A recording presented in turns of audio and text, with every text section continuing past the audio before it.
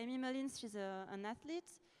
She's a model and an actress. And since we're in an art school, of course, we have to mention here her collaboration with Alexander McQueen and Matthew Barney, of course. We're going to go back to that a little bit later.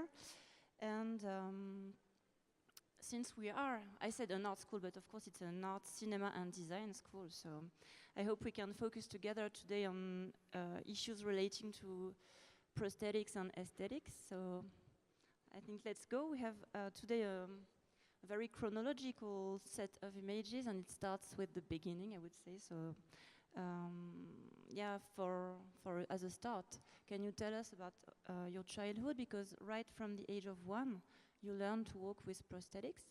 So yeah, when I was 1, both of my legs were amputated below the knee. So it was after that healed, then I was fitted for prosthetics. It was probably closer to the age of 2. This is me at, I think, 4, because my brother being in diapers.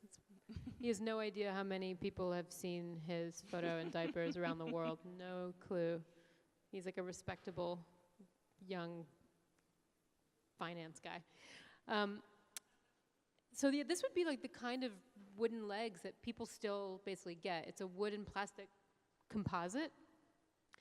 The leather cuffs, I think, for the most part, have made their exit, but you know, that was the first thing I learned how to do, was basically corset my own thigh into a leather cuff, and those are the legs I used.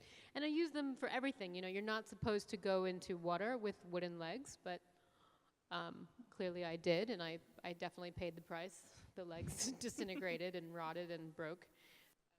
But those were the kinds of legs I would have until I was a teenager. So the next slide is the first basic leg that was made using woven carbon fiber.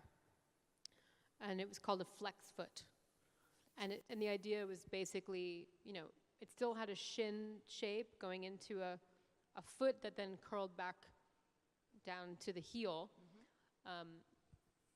It's actually extraordinary. The shadow in this photograph is foreshadowing the design of the leg to come, but at this time you can still see it's very much a shin going into a foot.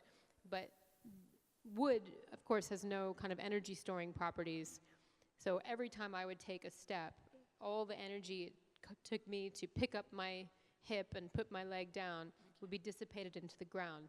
But with carbon fiber, some of that energy is stored in the leg, so when I would break from the heel to the toe motion of walking, I would get a sense of a little lift.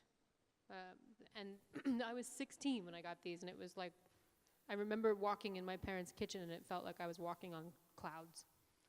Such a difference. And then the next iteration of these, they added shock absorbers and a spring. So that's what you see. It's not a great photo of them, but that's really what you see there. This is what people used to run in these shock absorber legs. And, you know, I do any kind of sport in, but you still see it's a shin and a foot. It's very much an attempt to replicate the human part of the body that is missing. And it wasn't until I was a couple more years that we had the idea that we didn't have to do that anymore. You didn't have to, why stay with human? If you're trying to be the fastest woman in the world on prosthetic legs and you don't have to have human legs, why are you looking at them? Why are you looking at the fastest thing that runs, which is a cheetah? So these were the prototype, the first legs in the world designed, modeled after the hind leg of a cheetah, woven carbon fiber. I went to, they were made in Southern California, and I went to the sports store that was down the street and bought the cheapest pair of track shoes that were on sale. We put them in the oven so I could rip the sole off, and we glued the spike plate directly onto the bottom of the of the leg and screwed the spikes into that. And it had a one-way vacuum pump valve on the back of the end of my residual limb, so that it was supposed to be a suction socket. I would step in, roll the silicone sleeve up over my knee, and any air that was trapped in the socket would get forced out the vacuum pump valve and not allowed back in, and creating, a suction socket. So we thought. This was the first track meet I was running on, and I was the only person in the world running on these. Yeah. But it was where it was hot. And so during the warm-ups, I started to sweat, and the sweat started moving up inside the socket, up and up and up, and eventually out the top, and I only found out 80 meters into the 100-meter race when my right leg came off. Wow. Which is not fun. No. When you're a teenager. Not fun ever, but definitely when you're a teenager. So those were, it took me a full solid month to be able to run 100 meters because it requires such core strength to, you can't stand still in them. You have to run. You just got to keep moving. Yeah. The next image shows a better, I don't know if it's a remote gel, is it? Yeah. Here, I think you maybe can do the next one. Yeah, that you can see the little nubbin in the back. That's the vacuum pump valve, and the idea of the silicone sleeve and the spike plate bonded. So, the difference between theory and practice. So we knew, this shape is still the basic shape. They've changed the placement now, and they've made the curve much softer. This was such an aggressive, a sprinter, like a cat, runs on only the balls of the feet. How do you say that in French? Like, just the, like your heels are up. Your heels don't touch the ground. So that was the idea behind this, If I don't have ankles and I can't bend my ankles, so instead of, no matter how long my stride length would be, I was still going to be striking with the heel, with the traditional shin and foot shape. You take the heel away with this shape and you get much faster. So now the design of those legs has really evolved, but at that time you were invited to talk about those very challenging and groundbreaking prosthetics. So it's at that time that you started to give talks everywhere about this experience? Yeah, shortly after that. It was 1996, can't believe it. And, I was running in the highest ranks of the collegiate sports system in the United States. And my university, Georgetown University, has a world-class sprinting team. Many of them become Olympians and professional sprinters. And, my coach, who's a living legend in track, he had never coached an athlete with prosthetic legs, and I had never been coached as a runner. I didn't know anything about running. So that kind of relationship became a template for so many other collaborations in my career of neither of us knows what to expect, and we both have no historical baggage that we feel we need to preserve. So we can truly be open to innovation. Yeah. And that's the next slide is a example of some intrinsically painted silicone legs. There's no interesting technology in these legs other than that it's a broken foot, literally, because I wanted to be able to wear those McQueen shoes. And they couldn't make legs with the angle that high, so we had to break the foot. And I insisted I could make it work, and I do. But they have capillaries and little mole. They match my skin exactly. They give me far nicer toenails and a pedicure that I would never have. I would never be that disciplined. And as my mother and grandmother always pointed out, I would have never had those nice ankles. at all. Genetically, I would have not inherited that. And it's interesting, you know, I've had these legs now for nearly 20 years, and I wonder, you know, if I will age them ever. I don't know. I've been playing with different skin tones. You know, I think it's an interesting canvas. But these legs definitely, you know, have this verisimilitude. It's an idea of playing with the idea of perfection. You know, there's a real uncanny valley thing about these legs, because I made myself an inch taller than I would be. So that they're really long. And they are what allowed me to walk runways. And, you know, for me, it was so obvious that every model out there has some prosthetic. Either there's a prosthetic in the breast cavity, or they've amputated part of her nose, or, you know, Glasses. yes, it's like, you know, people think of it as just plastic surgery, but we could use those words as well. Yeah. Amputation and prosthetic.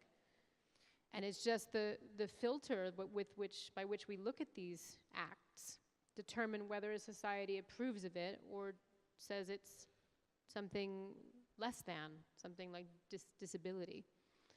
I think this pair of legs is also interesting because they are, one could say that they look super realistic, but you say they're more play on the idea of perfection. And after that, when you started to collaborate with Alexander McQueen, you definitely left the idea of replicating humanness, and you played with very different ideas of beauty, I would say. So maybe we can watch. Yeah, that was the idea with modeling, and it was because I wanted to be able to have an arena that was seemingly frivolous, like fashion, to talk about something that traditionally is very morose, very heavy. You know, I mean, obviously fashion is fertile ground for anything to do with body image, but when we, you know, this photograph that Nick Knight took of me, when this magazine came out on the stands in 1998 in New York, I was standing in a bookstore, and a guy was standing next to me with his girlfriend, and he said, "Dude, look how they photoshopped those crazy legs onto her." And this is before Photoshop was ubiquitous, before we all had the capability on our phone to do what Nick Knight was pioneering with digital photography 20 years ago. But that's not photoshopped. No. This one. You know, so that was a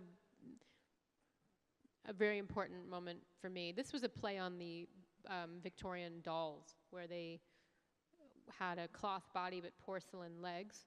So we left the legs. We wanted to make an image of a doll that had been loved, you know, really played with, and Lee McQueen and I had.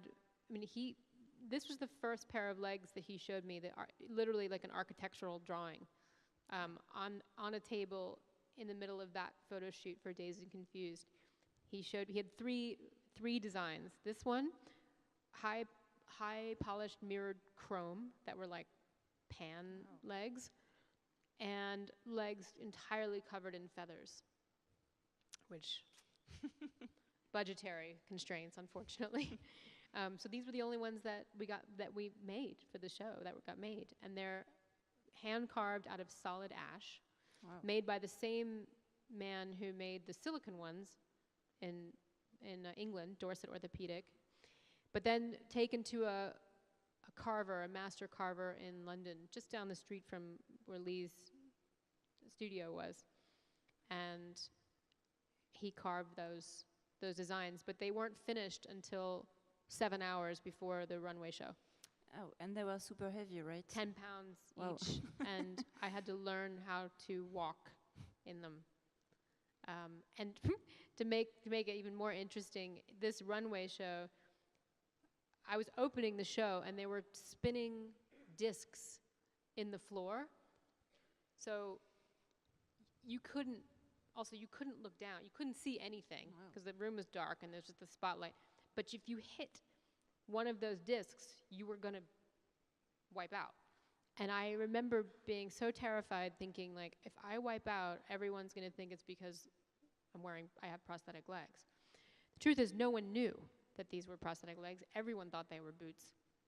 Even there was a funny moment backstage with Naomi Campbell, who was, the general rule is like the most supreme of the supermodels gets the most amazing look to wear. So she was like, I'm gonna be having those boots. And I said, no, you can't. This is my first runway show. And she's like, right, you're clearly a rookie. I'm gonna just take the boots off and let me have them. And I said, no, they were made for me. And she's like, look, can someone, I said, no, they're not boots, they're legs. And I just kind of like popped the knee a little bit. And she was like, you will be wearing the boots then. And actually, all the women were so supportive, really, really supportive. And you remember that what you're trying to do is, at least when you got to work with someone as incredible as McQueen, create a piece of theater that hopefully leaves someone with a provocation to think a little bit differently about their ideas and their beliefs. Yeah, so for you, modeling, it was really about, not just about beauty, but really about opening new possibilities and having... It's about transformation for me, very much so. It's something I understood from spending so much time in hospitals as a child. That when you're literally trapped in a bed, you have to go away in your mind. And I would be sailing around magic carpets around the pyramids of Egypt and going to see the palaces in Rajasthan. And I was riding a horse with a suit of armor. And so, I was in all of these stories. And I remember seeing a photograph of Elizabeth Taylor as Cleopatra and knowing that I could, my mother had her old makeup would be in the bathroom under the sink in a shoebox, and she had like the teal eyeshadow from the 60s. And I completely learned how to paint the full eye and I remember feeling this as a girl in the bathroom, that I felt different. No matter how bad things were at school, if I was being bullied and picked on, whatever, I could come home and become a queen. And there is something about, changing my legs. There is an attitudinal shift. If I'm walking around wearing black woven carbon fiber, it is a different walk and it's a different energy. And it results in different spatial relationships with the people around me and the dialogues that we have. And how many pairs of legs do you have? Because now we're gonna see the images of your collaboration with Matthew Barney, and with him you created together like many different pairs of. There are like soy legs, the cheetah legs, this non-usable pair of legs like that looks like The a jellyfish ones, yeah. Which is really beautiful. So now you have. I think, I don't have all of these legs that have been made for me in my possession. Some of them are in museums, like this one is in the Chicago Museum. But I think I'm at 15 now, or 16. They're not shoes. Yeah. Something I sort of realized this morning. Something happens when you wear something and assemble it as part of your body. And I think it might be the difference between your eyeglasses as a prosthetic to a cochlear implant as a prosthetic. There is a sense of assimilation, and there's an energy exchange that doesn't go away. So when I saw the wooden McQueen legs in the huge museum show at the Met in New York 6 years ago, it was almost like seeing something you loved in a cage. It was like, oh. I didn't feel that way about the outfit he had made for me. That those were artifacts. but the legs were different. And I think it's just that. I think it's the fact that they become part of your body and they never really stop. And maybe we could watch the images of the. I'm sorry, because we only have like 5 minutes left, so maybe I'm gonna switch to. Yeah, those are cast in soil with Oh, and the those big one. gold toe. That's actually interesting. No, It was a this one. brass toe from Matthew's case, but there's a homage to one of the mummies in the Cairo Museum that they think she was the wet nurse of the only female pharaoh, Hatshepsut. The golden And she lived to be in her 60s, which was an incredible age in ancient Egypt. But she lost her big toe, probably to diabetes. And I saw this mummy in Cairo, and there's a glass sarcophagus, and I walked to the base of it so you could see her feet, the bottom of her feet. She had a gold prosthetic toe it was linen dipped in gold, layers of gold, and the bottom of it was worn through. You could see the linen fibers. And I was so moved to think that 5,000 years ago, here I thought I was doing something completely radical, and 5,000 years ago this woman was rocking out her gold toe in Egypt. Just to show there's no original idea. So they're not exactly like sculptures. They're like wearable sculptures. Wearable Yeah. sculptures, and like I said, it provokes an attitudinal shift in me, in the wearer, but it also provokes conversations and attitudinal shifts in the viewer. I wanted to ask you about those bionic legs. You said Yeah. earlier like it's a different energy. So what kind of energy do you get when you wear those? Well, this literally does move you. Yeah. So this is Professor Hugh Herr, biomechatronics lab at MIT Media Lab. And we've been working together on various projects for the last decade.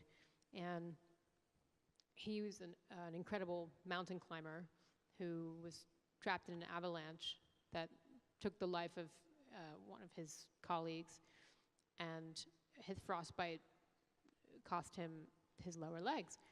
But he's become a far better mountain climber now than he was then, because he made himself telescoping legs with ice pick feet, so he can jam his legs into crevices he couldn't before. And of course, he brings up these conversations of, is that cheating? Is it unfair? The truth is, I don't care. And I don't think he does either. Because this era we're entering now of rebuilding our bodies, is it fair that if your mother's knee no longer works, that she goes around nature and puts in a titanium one? You know, these are conversations. You know, is that the same thing as genetically engineering your child? I don't think so, but No. These are conversations that I think are fascinating. And in the case of Hugh with these bionic legs, there's a motor in the back, and the best way I can describe it is kind of like a train. If you advance to the next slide, Jill, there's a better shot of the you can see the battery pack there, right? That makes me think of winged Mercury.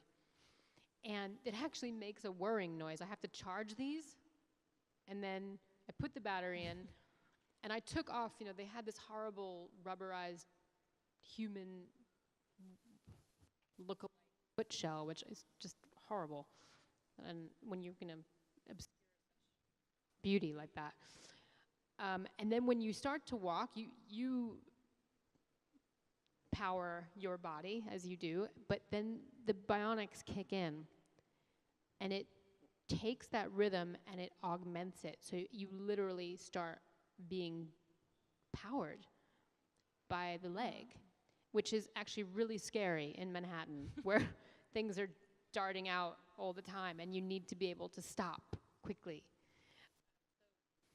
It's still very much in the testing phase, but you know, this is what people are using exoskeletons now. The fact that a person can lift far more than they ever would have been able to because they can strap on an exoskeleton and augment their body's capacity to perform. We only have like 10 seconds left, but I wanted to ask you two more questions, but just one maybe.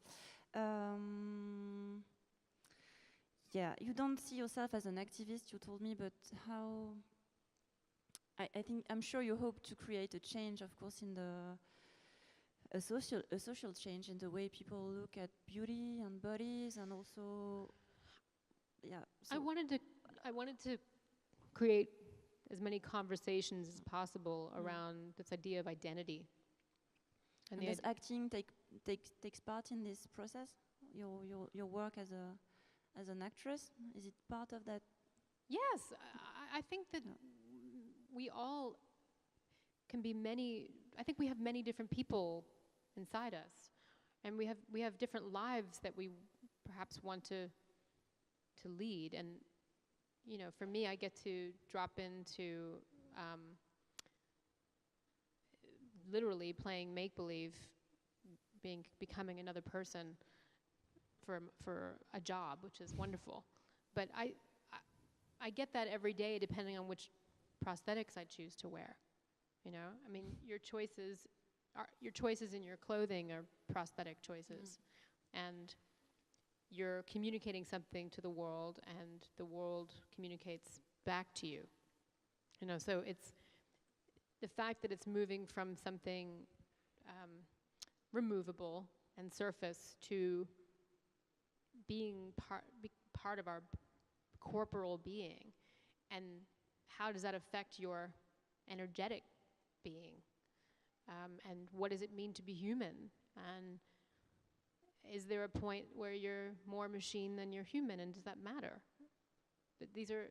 We're living in the most exciting time right now to be asking these questions, because we have the power to create the possibilities we want to see, and to create the societies that value diversity, while, you know, we celebrate diversity while allowing people to be as empowered as they want to be.